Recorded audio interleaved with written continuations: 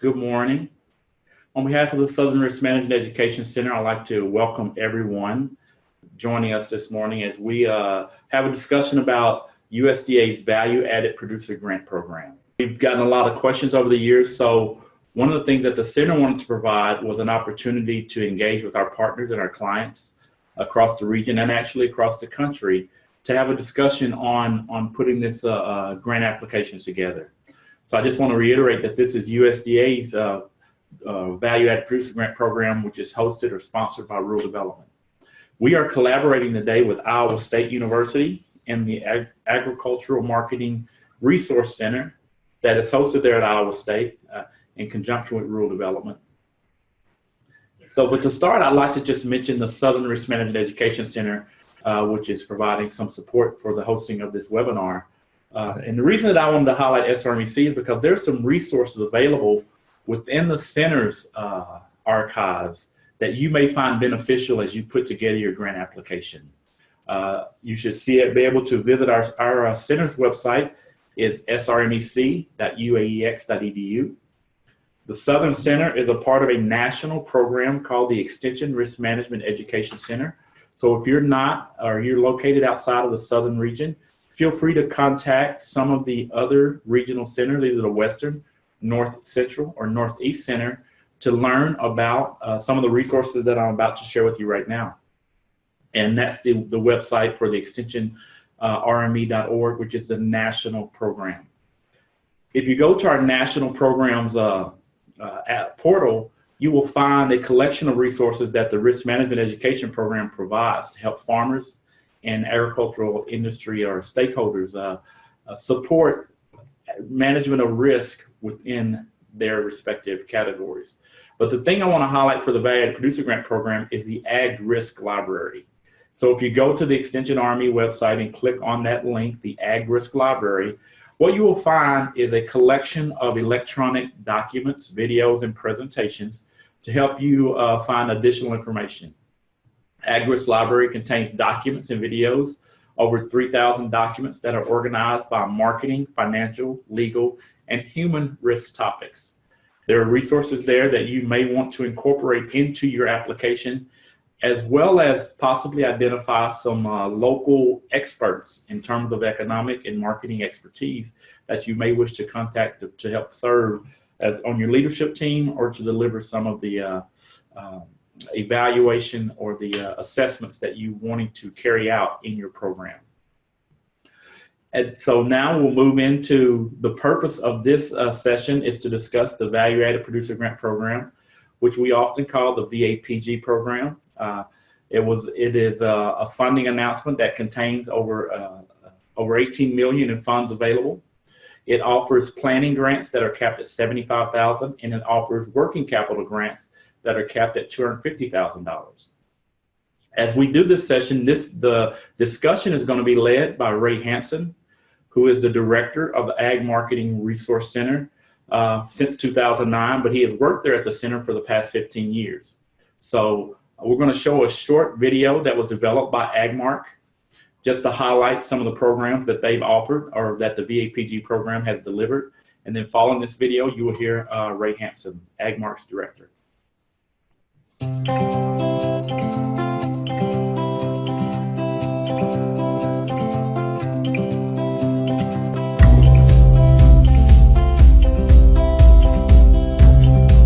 Hi, I'm Jolene Peisel, and my husband Kirk and I run Joker's Wild.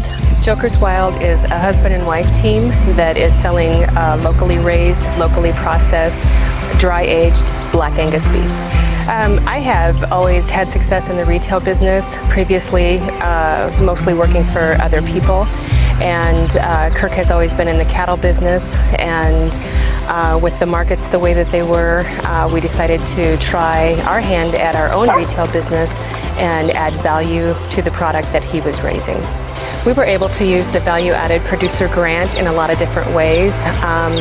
One, we were able to purchase signs both down on the road and here at the store to direct people into our business. We were able to use it for advertising, to educate our consumers as far as what we were doing, and We were able to buy equipment such as a digital scale and things that we needed to make our business run efficiently. The Value-Added Producer Grant gave us an opportunity to expand our business without going further into debt to do that.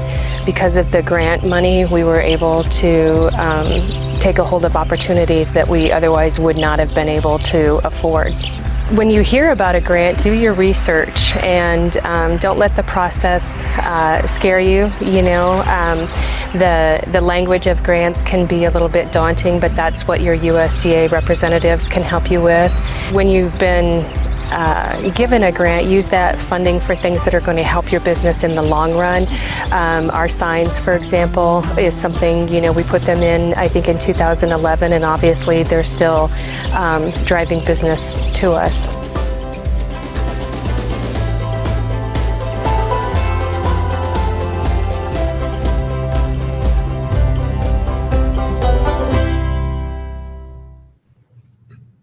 All right, thank you, Ron. Appreciate you leading off with that videotape. We're pretty proud of that. In fact, that's one of the examples of resources that we're going to be talking about today as we talk about the types of things we have on Ag Marketing Resource Center. As Ron said, I'm Ray Hansen. I'm the director of the Ag Marketing Resource Center that's housed here at Iowa State University.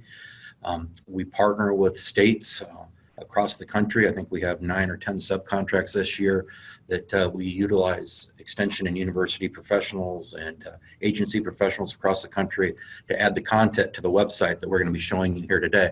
So yeah, at the end of the session here in the next 30 minutes or so, I just want to share some of those resources and show you how you can use those resources similar to the Ag Risk Management Library that Ron started with to actually do a quality application and hopefully make you or your clients more competitive during the process. So I'm going to go ahead and share my screen here and take you right to a screenshot of our home page here.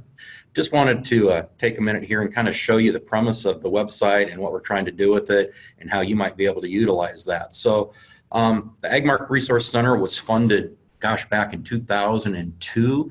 Its primary purpose was to be an online resource for not only the value-added producer grants, but value-added producers and processors in between the grant cycle, just to create a better ag economic environment and have some tools there that, gosh, you know, weren't necessarily always prevalent for the non-traditional commodity agriculture areas. And so the content on this website is updated as regularly as we can.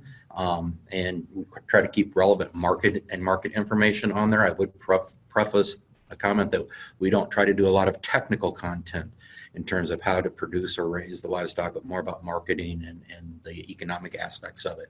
So if we just did a little whirlwind tour around the homepage here, and then we'll dive in a little deeper on how it applies to VAPGs, I just want to point out that we do have some curriculum materials available that we've been developing over the last 4 or 5 years that really help students understand how to do target marketing and market research for various commodities.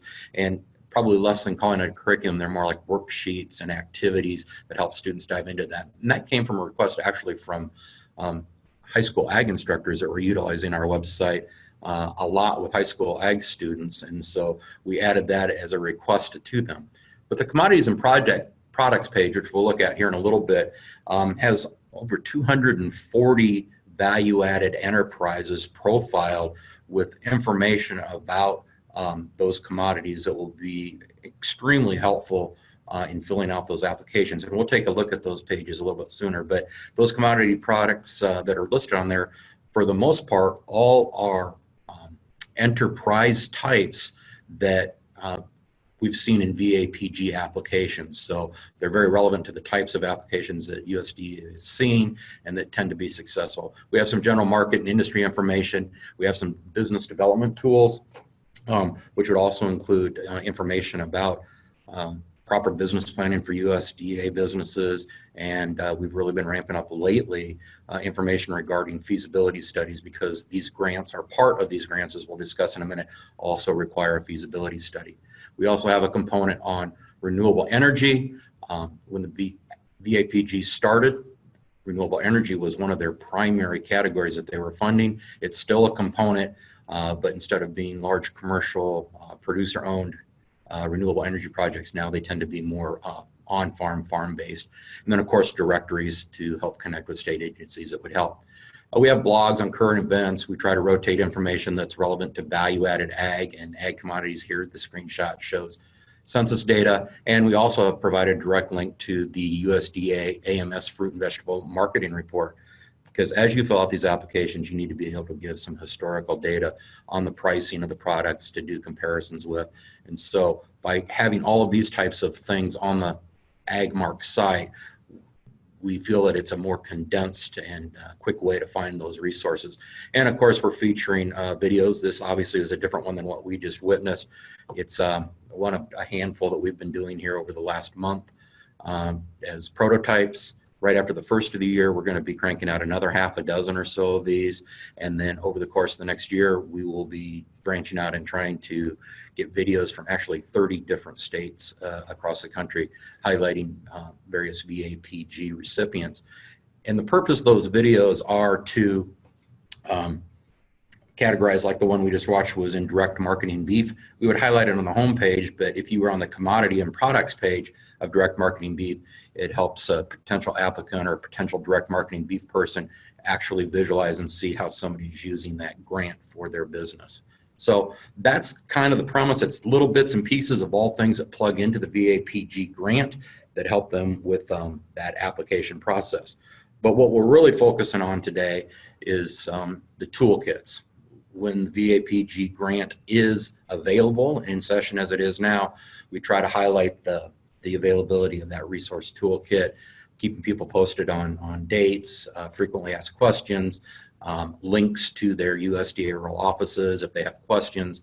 But these kits are also obviously available on the USDA webpage, but we feel by having them here on the AgMark site, highlighted on the front page, the home page, with all the resources behind it to help it, it just makes it a little easier for the applicant to pull all those pieces together to go through the process. And I think even Mrs. Peisel in video said that the verbiage of grants can be a little daunting. So anytime we can make the process a little easier, a little smoother, you know, we feel that that's our true mission. So the templates are, well, let's just take a look here at it on the next one. And I know, I apologize, this isn't really easy to read and I don't intend you to read it, but I just wanted to point out that it really is a table of content. It guides you through the entire process of all the different sections. There's a summary information section. It asks every question that you have to answer in that summary section. It references the RFP, the call for proposals with the specific instructions. It tells you exactly where to go to look at it. It gives you text boxes to fill it in. If it's a question that's not related to your specific eligibility or product, you're able to just skip it and you can move right through the process. Spend a little time on these templates simply because over the last 10 years, USDA has done a tremendous job of organizing the content. I wouldn't say that the application is any shorter, but I think it has gotten easier to follow and understand and get all the detailed information in and not miss, you know, attachments that are important, questions that are important for the scoring process that may cause you to be ineligible. You are not required to use the template, but we would highly recommend that you do follow it. And the template, I think it's important to point out, does not replace the RFP or the instruction guides. You have to use them in concert. And so each section of this table of contents or this template will reference you back to the actual guidelines and have links to all of them as well. But it is not a standalone product, but it certainly makes the process much easier. Anytime there's a question on eligibility or a question on rules or application or use of funds, there will be a link to that section of the RFP that directs you to the actual official rules and guidelines so you can clarify that. There's links to all of the forms that need to be filled out, the financial forms. There are even links to the offsite resources such as the SAMS number and DUNS number, which are required to fill out a federal grant application. And I would just interject at this point, if you have somebody that is working on a VAPG grant or even considering it, getting that SAMS or DUNS number right now is important. It takes a little while. They are entirely free, but it does take a little time to do it, and you're going to have it before you can submit the grant, and so we could go ahead and do that. So templates highly recommended. Let's just go ahead and jump back to the AgMark page here and show how then some of our information on AgMark then can directly plug back into that application process. So on this particular page, we just randomly pulled up strawberries.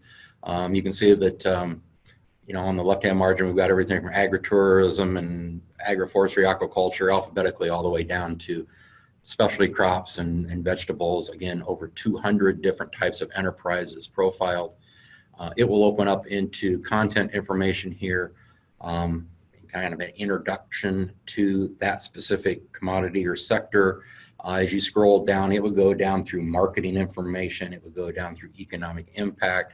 It would go down through production trends, consumption trends, all those types of quantifiable data that if you interject into an application will show that you've done adequate due diligence, that you understand the business, that you understand the industry. So all of these pieces, if you looked at them in total, actually are the exact same pieces that we would tell anybody needs to be in a business plan, or for that point, even a feasibility study.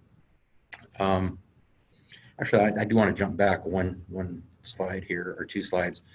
I should, as I talk about feasibility studies, I should point out that the difference between the working capital and the planning grant are somewhat evident by name, but the planning grants are truly intended for folks that are looking for funding to improve their business plan, get their business plan written, to do market analysis or market testing of a product. It can also be used to do a feasibility study. And the feasibility study is a third-party independent review of the business plan and the marketing strategies, which are required if you're filling out a working capital grant. And the working capital grant goes up to $250,000. Planning grant, $75,000, working capital, $250,000. The working capital will require a feasibility study to be done. The planning grant can actually provide funding to do that. So you can apply for a planning grant, get your business plan in order, your market plan in order, feasibility study if you need it, and then you could reapply at subsequent years for the working capital grant. You can't apply for both at the same time. They have to be done, one followed by the other. And so as we talked about the feasibility studies, that is also another resource that we have been providing, and we've been doing some training around the country, helping train technical assistance providers on a very efficient and streamlined process to do those feasibility studies. We found through customer surveys that, or applicant surveys, that they were having a hard time finding people to actually perform or do those feasibility studies. And as that being a need, then we've been doing a couple of those. We've actually done one in Atlanta last year. We recently did one in New Hampshire. We have another one planned in Oregon, and are starting to set up some of these one-day training shops again around the country. So if you have interest in taking on doing the feasibility study role too, we certainly have resources through AgMark to help you with that. So jump back ahead here again. One of the other features that we have too, marketing information, marketing background, information on competition and competitors is also important in the scoring process. And so on several dozen of our commodity pages, we now have a widget or a window such as this one here that I'm highlighting that's connected directly to the market maker network. And that market maker network is a collection of business data and producer data that helps an applicant understand the competition in their area or their competitors or potential partners. My screenshots don't go clear down, but this is a bubble window showing where there are participants in the market maker widget that have a connection to strawberries. It may be a strawberry producer, it may be a strawberry processor, it may be places that wholesale or commercially sell strawberries. If we zoomed in on your particular state, we can do a radial search, from 50, 100, 500 miles and pull up the individual names of those businesses. And that's really important when you're talking about the marketing sections in your grant application, be able to articulate from a third party, according to, for example, according to market maker, we have X number of registered producers, X number of processors in my immediate area. And then you could go on to talk about how you're going to compete against them or cooperate with them to make your application successful. And so we're just trying to connect with different resources and tools to make that information a lot easier to find and pull out and plug back into the application. We'd also have multiple links underneath those profiles to resources that can be really helpful for the applicant in filling out that information. Many of the commodities actually do have direct links back to some of the ag risk management libraries that Ron mentioned earlier. So what we're trying to do is just create a one-stop shop for applicants and technical assistance providers to streamline the process of finding information and plugging it into the grant application. So along with the resources for finding information, one of the other things that we do on a regular basis is we survey stakeholders in the VAPG grant process. So we've surveyed applicants about the process. Some of that information went into the actual production of the template. We do surveys of grant reviewers often to talking about, what are the things that you like in a grant, what makes it easy to score, what makes it difficult to score. We've surveyed past recipients about the successes and how the grants helped their businesses. That is where the video segments came from. So we try to do those types of things too. You would notice on the homepage, we had the frequently asked questions. We pulled a few of those forward, and I thought it might just be appropriate on this series just to look at some of those types of questions that we had and that are available also on the webpage. So the next couple slides are actually FAQs that we had a USDA Rural Development Specialist answer based upon the questions that we were getting from the AgMark website. So the next 4 or 5 slides just have some of those common threads. So common question we always have is, do you file under your own personal name or do you file under a business entity name? And I think the key here is that whatever your legal business structure is the way you would want to file. So you can do under either, but you also have to have a SAMS number and DUNS number, as I just mentioned. And so you want to make sure that whatever you file the SAMS or DUNS number under is also the entity that you're filling out the application for. So lots of questions about eligibility and who applies. We address most of those in the FAQ system with questions like that. So grant applications, we see 2 approaches. We see people that try to put as much verbiage into the application as they can, thinking 10,000 words will score better than 100 words. That's not necessarily always the case. You have to remember that the reviewers are looking at many applications, and they need things that are applications that are written very clearly, very concisely, have facts, have tangible nuggets that they can use to say, yeah, this is why this application is good or solid, why it might be successful. So less content, I think, with facts is always better. Following the template exactly, following the RFP for the guidelines, and keeping it short and condensed is always easier to score. Another common question we get is, what are acceptable in-kind expenses? So this would get into the match area. Both grants do require one-to-one match. So if you're filling out an application for $10,000 of grant dollars, you need to show $10,000 worth of commitment to the project as well. Same if you're doing 100,000 or 250,000, you have to have a dollar for dollar match. So the RFP, which the template will direct you to, gives you very specific instructions on those, but often people forget that the value of the raw commodity can contribute to the match, as well as your time to the project can also be attributed to the match. Some of those have limitations on them, but those are the types of things that can be used for match. Another common question we get is my product even value added? Well, there's very clear instructions on value added, but primarily they always fall under, are you changing the product to a different form that can't be changed back? Or are you able to physically segregate it or differentiate it from other projects? And I think, as I mentioned before, there's renewable energy in there too. We also should put up there that harvesting is a eligible value-added product too. So a harvester of fish would be an eligible applicant.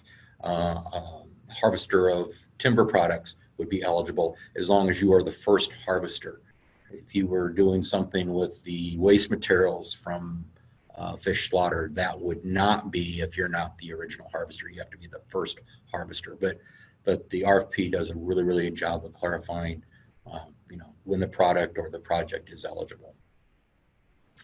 Allowable expenses, generally the biggest problem on asking for money for a product or equipment that doesn't necessarily help the value added part of your business. I think the video gave a perfect example where they talked about they used some of the funds for the scale equipment and the sign equipment. It was all about marketing and sales.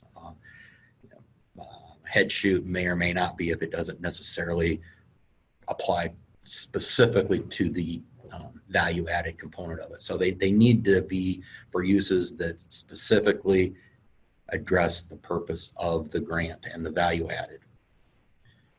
And another one is what's generally the most common mistake, and it's almost always starting too late. So, as we mentioned earlier, if you were thinking about starting and you don't have a Sam's and Dunn's number, that's something you could do yet today and get the process rolling.